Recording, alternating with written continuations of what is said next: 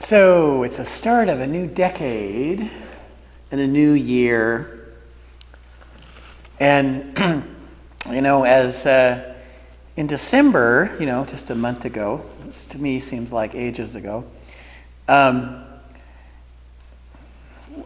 ministers, we always have to put together kind of planning ahead what our topics might be for the coming year, and also putting together sermon topics. And so in an early discussion in December with my oldest daughter, I was telling her that we were going to have a topic for January about integrity. And I said, I'm just not quite sure what to preach on that first Sunday. And she said, well, it doesn't really pay to be a people pleaser. And so I hope you'll bear with me as I share with you today parts of the discussion and parts from my own life that my daughter brought up in our discussion early this December. During our discussion, my oldest daughter posed the question to me. She said, "Dad, if you had to pick just one thing, what would be the most important thing for leading to a happier life?" And I thought long and hard and before I answered her question, and I pondered, what would be the most important thing for a happier life? And then it hit me. I believe that the most important thing for a happier life is living an authentic life. And she and I discussed the concept of just what does that mean. So the following are some ideas that she came up with, and I share them with you today because I think they have merit for each of us. Live with total integrity. Be transparent, honest, and authentic. Do not even waver. White lies, false smiles quickly snowball into a life lived out of alignment. It is better to be yourself and risk having people do not like you than to suffer the stress and tension that comes from pretending to be someone that you're not, or professing to like something you don't. Pretending, I believe, will rob you of great joy. I spent the better early part of my early life as a people pleaser, trying to meet everybody's expectations, trying to keep everybody happy and liking me. But as I got older, I began to realize that when we're trying to please others, we're usually out of sync with our own wants and needs. Now, it's not bad to be thinking of others. It's that pleasing others is not the same as helping others. Pleasing others is not the same as helping others. People pleasing, in my personal experience, is a process of guessing what other people want or what will make them think favorably of us, and then acting accordingly, as if often subtle and usually unconscious. Anytime we pretend to be or feel something that we aren't, we're living out of integrity with ourselves. And anytime we're doing something that is more about influencing what others think of us than is about authentically expressing ourselves, we end up out of integrity with ourselves. Now, being out of integrity has pretty serious consequences for our happiness and for our relationships. Here's what happens, I believe, when we aren't being authentic. Number one, we don't fool anyone. Say you're at work or school or at home and you're trying to do your best to put on a happy face, even though you're not happy. And you may reveal that to friends that everything is fine, but those who know you know that everything is not fine.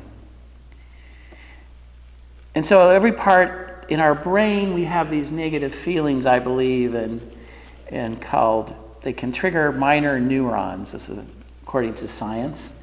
And so trying to suppress negative emotions when we're talking with someone, that we don't want to trouble them with our own distress, increases our own stress level, and at times can also increase theirs. Number 2, we find it harder to focus. Pretending takes a conscious effort. It's an act of self-control that drains your brain out of the power to focus. That's because performing or pretending to feel something you're not requires tremendous willpower. So that little fib at the water cooler you told in order to make yourself seem happier are going to make it hard for you to focus later in the afternoon. Number 3, you'll become more stressed and anxious. Let's just call it pretending to be or feel something you don't, even if it's a small thing, and even if it's relatively meaningless, and even if it's meant to protect someone else, it's a lie. And lying, even if we do it a lot or are good at it, is very stressful to our brains and our bodies. The polygraph test that they take really depends upon this. Detectors don't detect lies, but rather detect the subconscious stress. They also detect when someone's vocal pitch has changed in a nearly imperceptible way. The body tightens and the vocal cords tighten. We don't lie or pretend to perform all the time, of course, but when we do, it's important to see the consequences. Increased stress, decreased willpower, impaired relationships, and living unauthentically makes life hard and cuts us off from our sweet spot, the place where we have both ease and power. Now, I believe that people-pleasing is born out of fear of being disliked for some, fear of abandonment for others. Such as things as, we'll go where you want to go, we'll leave when you want to leave. We get lost, and pretty soon we forget exactly who we are. I lived my life this way for many, many years, and in turn began to feel empty and resentful, but could never seem to put a finger on why. I spoke with a mentor, and she challenged me to think about which area of my life I felt most dissatisfied in. Examples popped into my head, perhaps my career, my home life, my body image, my finances. But no, it was something much bigger. I was dissatisfied with my life. And I realized it was because I had no root in authenticity. And so, many times in our lives, in order to get us to change and to get on a correct path or to take a new turn, it takes a dramatic event to wake us up, and in my case, to help me to be and live more authentically. Such an event occurred several years ago. I had been brought up with this expectations: you do your best, you go to the best school, you graduate, you get a best job, you have a family, and life just goes on, and everything is wonderful. And you live in a house with a white picket fence, and you have 2 children and 2 dogs and cats, and on and on and on. And so I bought into that concept.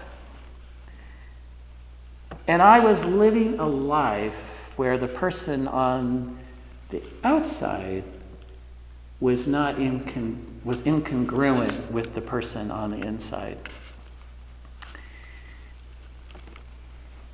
And at the 6 months after the birth of our 5th child, my daughter Debbie, my wife of 12 years, had decided that she wanted out. In her parting words, it was, "I wish you will find yourself and start living an authentic life and be true to the person that you are." She left, and they left me with 5 children to raise and to work with and suddenly be a single parent. And part of the stress that I dealt with was in my sexual orientation,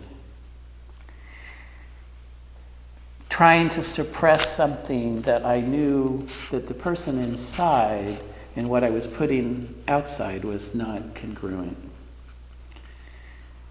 And so I began to live an authentic life. I began to be the person on the inside as well as the person on the outside, and to bring them together. And I've been trying to live this authentic life for many years, and it has brought me much happiness, extreme joy. It hasn't been free of trials, and it hasn't been free of disappointments, and it hasn't been free of myriad of sometimes very challenging experiences. But the thing that has been constant as I stand here today as your minister is that it's been authentic. And that joy and that peace that has come into my life all these years as I have tried to live an authentic life, I would not change. We all make mistakes in our lives, and we all make choices. And as we move into this next year, it is my hope that each of us will look in the mirror and ask ourselves, is the person that we see in the mirror congruent with the person inside? You know, I was probably one of the best people pleasers, and I was probably one of the best creating what I thought people wanted to see so they would like me and accept me. And so through my life experiences, there's a lot of things I've learned. And here are just a few that I share with you today. Number 1, you aren't treating yourself with love and respect when you regularly do things for others that they're avoiding doing for themselves. Number 2, you aren't treating yourself with love and respect when people violate your boundaries and you don't speak up about it. Number 3, you aren't treating yourself with love and respect when you say yes to something but really want to say no. Number 4, you aren't treating yourself with love and respect when you internalize others' dissatisfaction and take it on as your own problem. And number 5, you aren't treating yourself with love and respect when you hurt yourself in order to make others happy. Over time, I've come to understand that my efforts to make other people happy were like deposits that I was making in a piggy bank with a giant hole in the bottom. So if you're stuck in a people-pleasing cycle, chances are you're subconsciously being attracted to people who need you to soothe them their discomfort because they can't do it for themselves. Since they don't know how to manage their own emotions, they'll continue to reach out to you whenever they're in crisis. And on occasions when your pleasing behavior is not enough for them, they'll blame you for their discomfort. If you want to make changes in your life, it's time for you to see this pattern clearly and stop basing your sense of worthiness on others people's approval of you. Change your perceptions, beliefs, and behaviors. Make contributions to a bank that pays interest. Receive the love and respect you so desire by celebrating your freedom from the longing to be accepted by others. So what can we do as members in this community as we begin a new year in this new decade together? Here are just 3 things that I recommend. Take time this day to write down the successes that you have experienced this past year. This will surprise you and help you to begin to build a strong reservoir that you can draw on in times of your own self-doubt. Number 2, write down at the beginning of each day or at the end 5 things that you are grateful for. I promise you that if you do this for at least 3 weeks, you will find your perceptions will begin to change and you will get more in tune with yourself. And number 3, do something for yourself each week, whatever it might be, but do something for yourself. Part of learning how to stop being a people pleaser and to live an authentic life is to be in touch with your feelings in that person on the inside. By connecting with our true selves each day, we can find joy and strength to deal with whatever life might throw our way.